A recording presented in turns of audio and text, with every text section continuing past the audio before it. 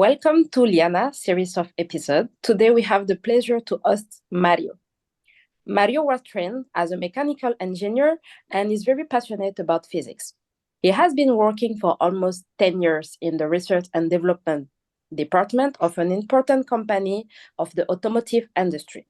He will share with us his insights regarding the challenge that we are facing at the planetary scale, as well as the implications of that scarcity is having upon energy-intensive industries and his daily life itself. Mario, welcome. Thank you, Mélissa. Okay, Mario, thanks for being with us. First, I would like to ask you what is happening at a planetary scale? Well, quite simple. I belong to a movement that is known for the name of Degrowth movement, ecological movement, and we have some foundings on how the world works, and our fundaments are based on the cycles of the Earth, in which there are energy cycles and material cycles inside of our planet that they feed our biologically diversity, and as a ecologist movement, we want to reduce the effects of the sixth extinctions on Earth, and we understand that this is affected by not only CO2 but other substances that we are increasing the production, and this problem won't be solved unless we understand that we have to reduce the amount of energy and materials that we are using in our society. Okay, so as far as I understand, the degrowth theory is a movement which states that our current activity is not harmonized with the cycles that happen on Earth, and that our consumptions in regard to energy, in regard to material, they are not affordable by our planet. So unless we reduce that consumption, we will collide with planetary boundaries, right? That's the situation to which the degrowth movement answers, right? Yeah, there is we have been living the last 200 years in a society in which we were able to increase the amount of energy available in our society, and we have been making our lives better and better in some part of the world, and even increasing the population of our society. But our planet is limited. That's the main point that we forgotten. It's that it's rounded, it's big, but it's limited, and it cannot provide us unlimited amounts of energy. So we are now changing we are supposed to change the model, and our movement goes against some other ecologist movements that they think that we will be able to keep growing and keep making our amount of energy and materials growing forever, thanks to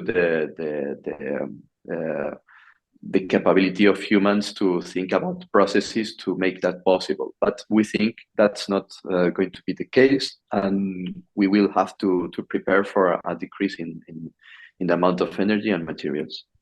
Okay, so the degrowth theory, what stands for is that the tendency of our lifestyle, which is based on infinite growth, that is not going to be sustainable forever.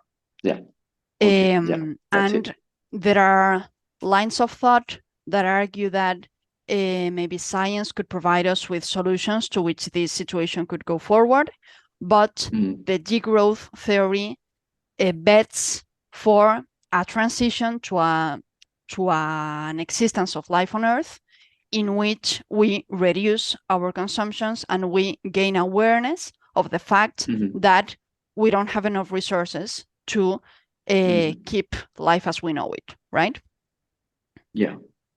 Okay, so what would you tell to people that say science has all the solutions?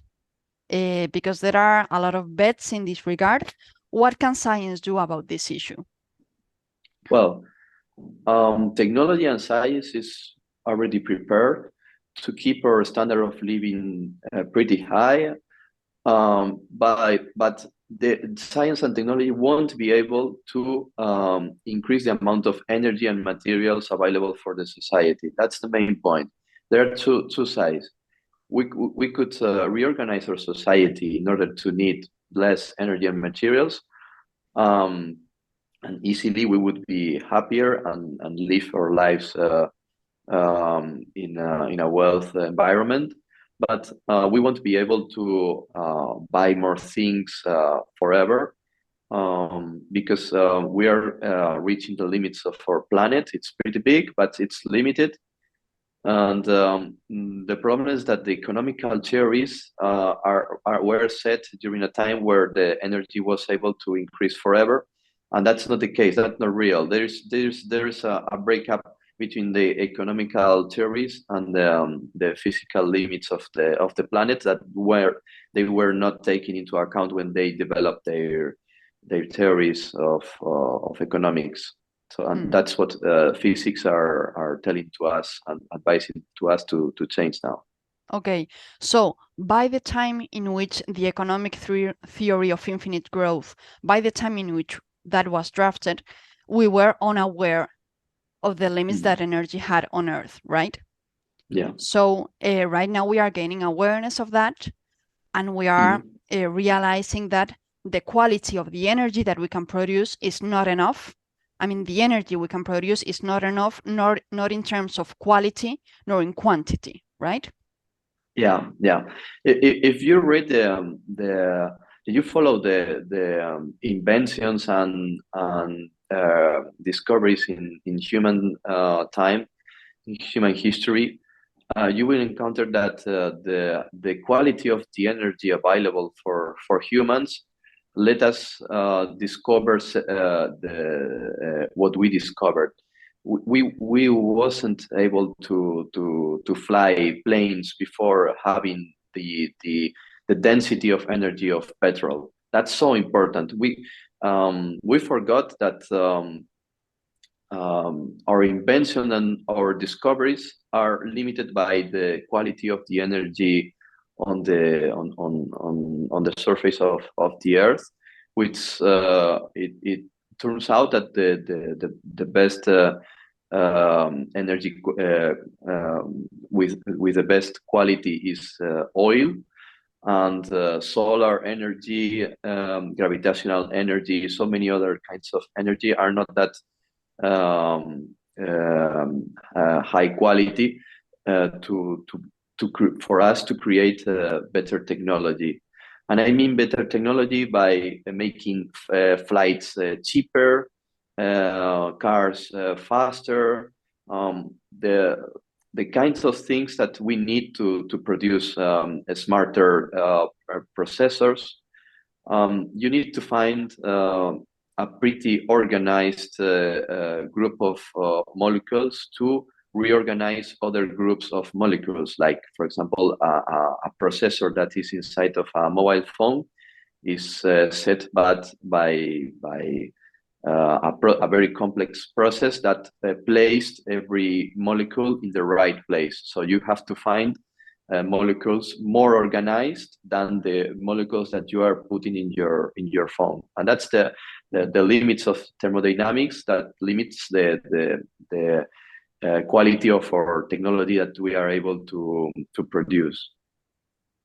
So for a person who doesn't have a background on physics, we could generally say that the quality of energy is relevant to the uses. I mean, the quality of energy conditions the uses that we can make of it.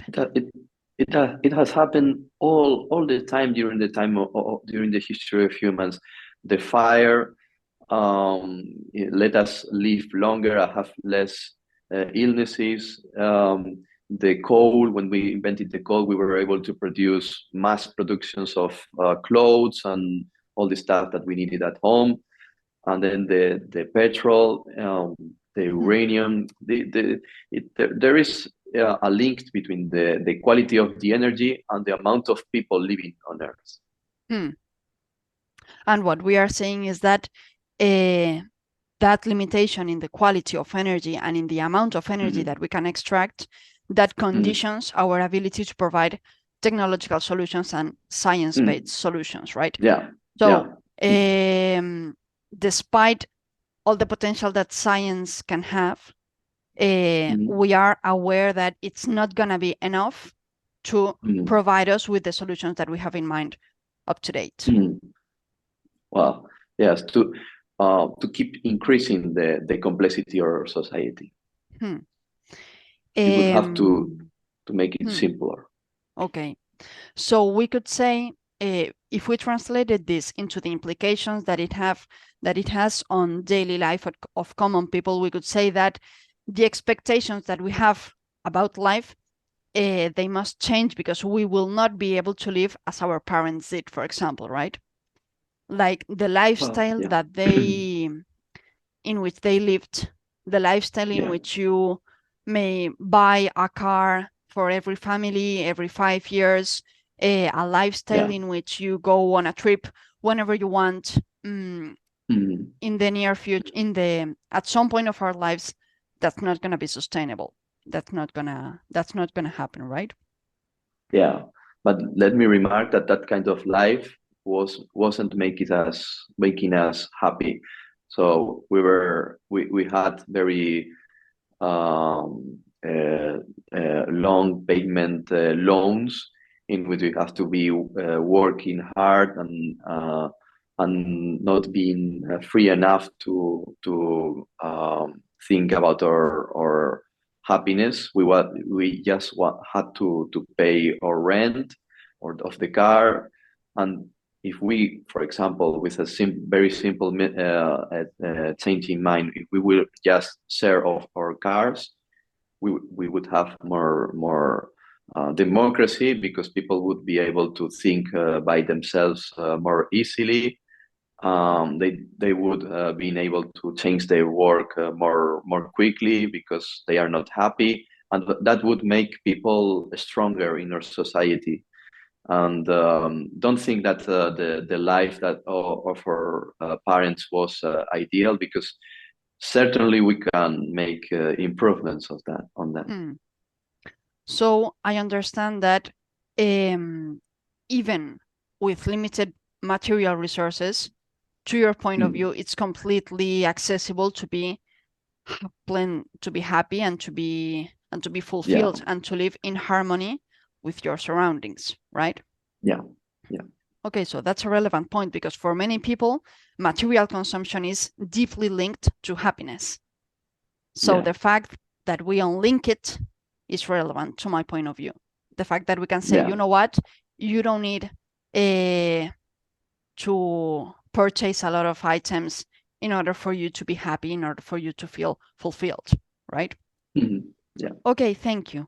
Another important topic that I would like to discuss was the implications that scarcity is having upon energy-intensive industries, right? You work in the automotive industry. You are also aware of what is happening in the construction industry, for example. What are the implications that this scarcity is having upon energy-intensive industries? Well, the response is linked to the previous point as well, because industries, they need some processes, obviously, in order to transform materials and energy into other kinds. That's the idea behind technology. And there are some processes that in a decreasing world of available energy, it won't be able to do some kind of things. We are seeing nowadays very clearly that airplane manufacturers are struggling about building enough planes as much as society requires them. The automotive industry as well. The technological hub of companies as well, like the usual ones, are struggling about their very big structures, because all of these industrial companies, they need a very intense, a very high quality amount of energy, and the quality of the energy that we are getting in this limited planet is getting worse and worse. I put the simple example for our audience about trying to pick up a bag of rice that has spread all over the floor. At the beginning, you pick up a lots of amount, because most of it is in a specific area. But if you make a graph of the amount you get in time, you will see that the amount you get in time after a few minutes, it would be much less than at the beginning. So that's the same effect that is happening to us in the fields of extraction that we are in the mines that we are extracting uranium, coal, oil, natural gas, and so it's exactly the same process. We have been living with the accelerator full, with the throttle full in our society to extract as much as possible, as much rice, with example, as possible. And now we are not running out, but the rhythm of extraction is declining. But don't confuse this idea with the fact that we have petrol or an oil for 2,000 years with the consumption of today. That's another thing. The thing is that how quickly we are able to collect the rice from the floor, and that rhythm is the rhythm of our economy. Yeah, and as an example, you will read that in the news that the more complex companies are struggling nowadays, and the less sophisticated ones are keeping up. Okay, so what we are saying is that energy intensive industries rely on a massive extraction of resources, which are increasingly difficult to obtain. It's not a problem that we don't have enough. It's a problem that every day it's harder to get them.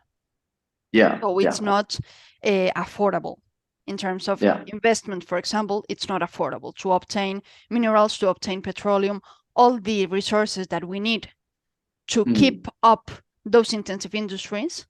That's no longer affordable, because every time it's harder to obtain the resources with the quality that we need to keep up system going as we know it, right? Yeah, perfect. Yeah. Okay. Thank you, because your experience, I mean, you have first-hand experience on this field. Okay. So just to take this to a more personal point of view, you clearly have awareness of the limits of the planet. So I want to ask you how your life has changed with it. Well, like all of us, I have been consuming lots of energy and materials without being aware of the limits of our lives, and the impact that is happening in perhaps not in our country, but in other countries. And the solutions are pretty simple, because in the past we have been, our society have been living without such an amount of materials and energy, and at that time we were sharing more products.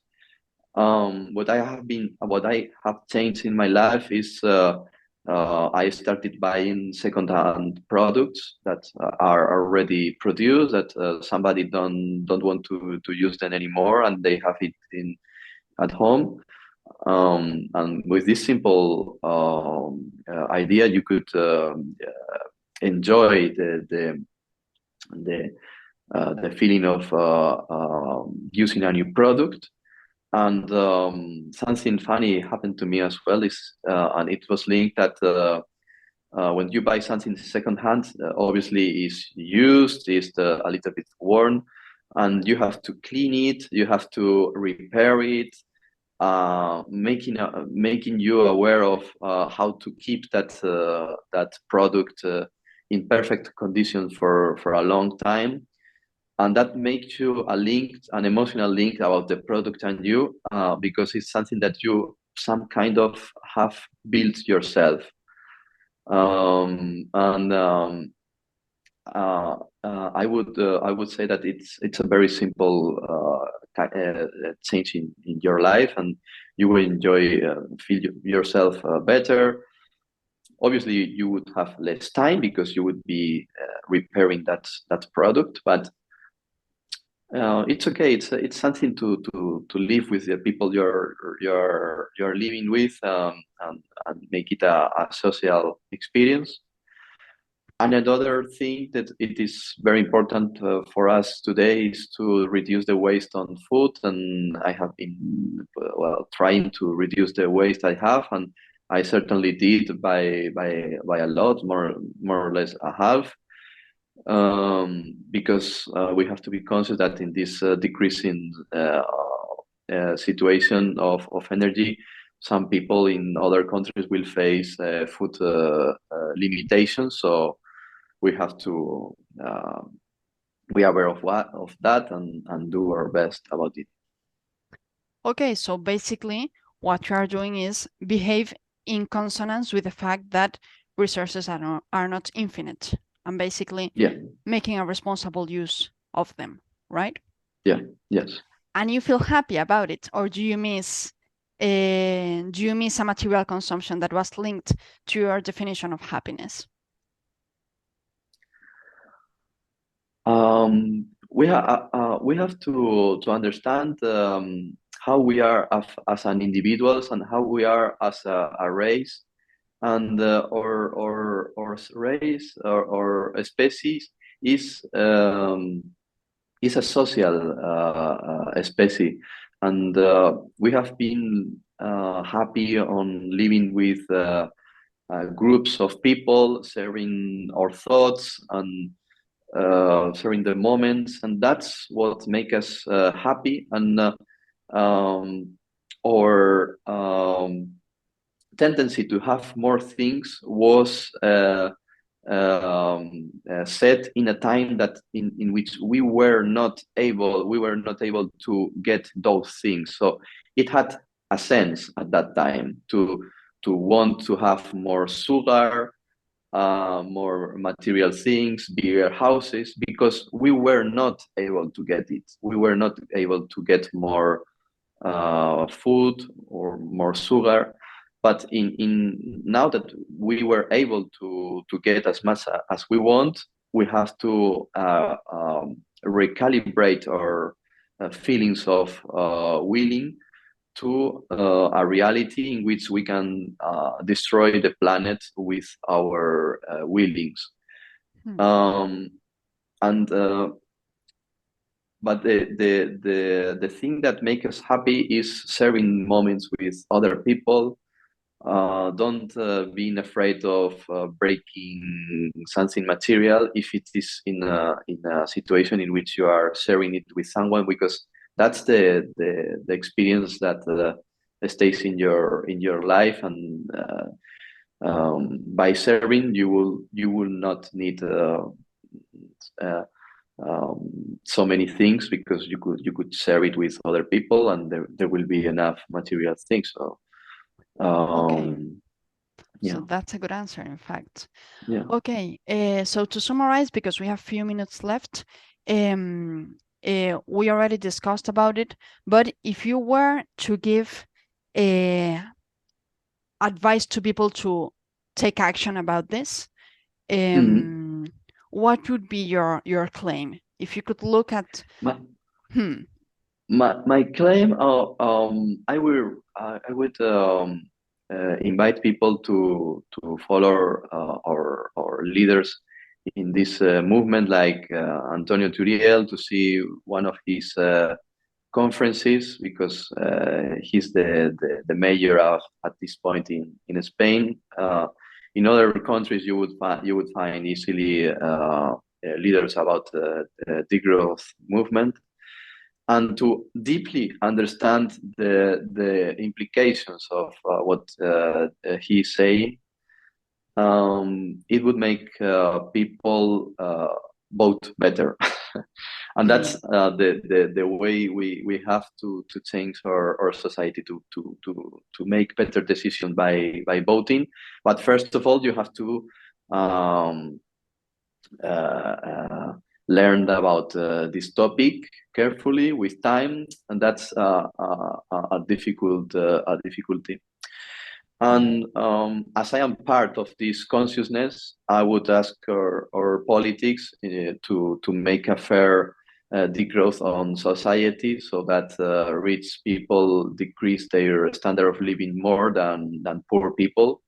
And it is not, I hope it will not be made by the market, by the economic system, because the economic system, otherwise it will forget about poor people. Okay, thank you very much, Mario. We are closing with you. Thank you for being with us. Thank you for sharing your insights with us. We hope you found this interesting, and please feel free to reach us if you have any inquiries or questions or comments. Thank you both for being with us, and see you soon. Thank you for the invitation, Sara and Mélissa. See you soon. See you soon. Bye. Bye.